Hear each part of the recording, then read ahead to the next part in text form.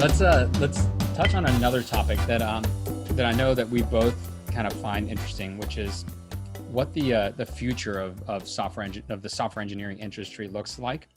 And in particular, the things that kind of I think about day to day is that we look at, what started as computer science and engineering, software engineering and programming. And, it's interesting because it's not just an art. It's not just a science. It's not just engineering. It's kind of a mix of all of them, right? It's creativity, it's solving problems, it's doing repeated tasks.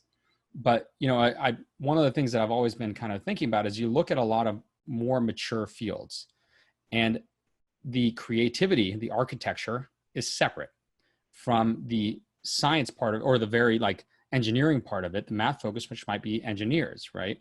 Mm-hmm. And then you might actually have people. So if you're looking at a house, you have an architect, you have engineers, and then you might have people that actually do the work that is more task driven, right? And so there's a part of me that wonders, is technology moving more in that direction, right? Like you look at these fields where engineering has to be done via very certified processes and things that are very repeatable. Are we moving in that direction? And then if we are we going to take the repeatable things, and is AI going to replace some of those repeatable things, right? I don't know. What do you think the future of the industry looks like? Man, so I've had so many beers over this conversation with fellow engineers, and then folks that employees that I used to work with. So first of all, I drive a car.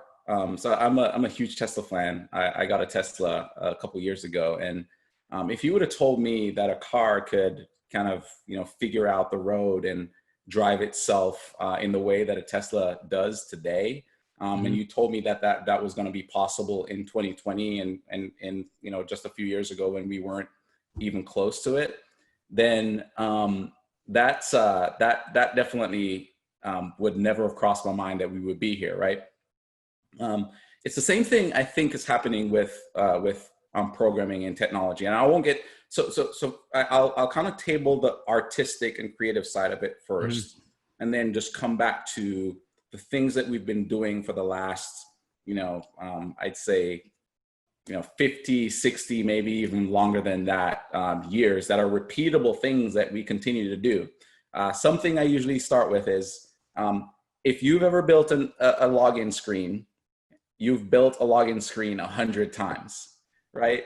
It's the same authentication principles. Obviously, as people get more sophisticated and computing power gets more sophisticated, then the authentication protocols in the back end have to get a little bit more sophisticated, but it's the same login screen, right? It's the same repeatable process. And I think that we've done some of the same repeatable things so many times as engineers, as developers, as IT leaders, that we have to start asking the question, why do we keep on doing these things that we've been doing for 100 years, right? All we do is just invent a new language and then do another login screen. Yep. And so I know that we're going to be getting to the point, and we already are getting to the point where those things are actually going to be repeatable. Take for example, one product that we use pretty heavily in the startup that I'm running right now is Amazon Code Guru. Now, it used to be that a human being had to do all of your code, your pull requests reviews, right? Now, a machine can actually do I'd say they're getting really close. I'd say 80% of the time, they highlight things that either we miss as developers or that a developer would have pointed out anyway. And we can actually change things based on that. So we're already getting to the point where the machines understand code formatting, code principles, and what we're actually trying to do. So it's only a matter of time until we start making the next leap, right? The next leap is to allow computers to do what we're asking them to review. And then we probably will look at it and say, oh my gosh, that's 80%, 90% there of what we were going to do anyway. And so I think we're getting closer and closer to the place where machines are going to be writing most of the repeatable code that we've been doing for the last 60 years. Writing the code, writing the tests, that was the translation. That was the rote monotonous part. right? Yeah. And yes, there's some aspect of that's, because it's not tangible, like that tactile part of like making it happen.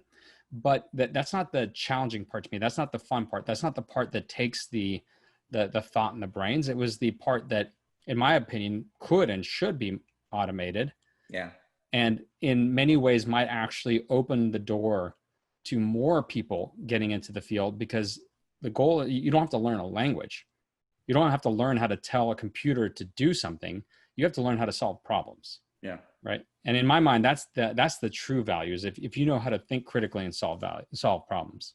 Yeah, I definitely think for the foreseeable future, I'm gonna guess within the next 10 to 20 years, there are some problems that, even as we advance as a society, we're creating additional problems, right? So those problems are not predictable. We're gonna need a way to, create some predictability out of those. And so I don't think the programmer is going away anytime soon, but I do think that there are going to be problems that really we've just been trying to make those predictable for a very long time, that are coming around now, and technology is being able to support it, that the machine will probably be able to do it a lot faster than we can actually solve the problem. So I don't think that the creativity of a programmer is going away for sure, but I would say that,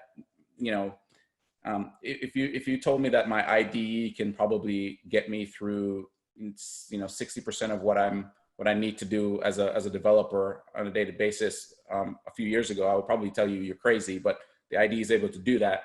And as the new generation of programmers come up, they will get to a place where most of the work that they would have to do, the underlying work they would have to do anyway, is already done. They're just kind of doing the creative parts of getting it to where humans, because we're always the users, humans can consume it.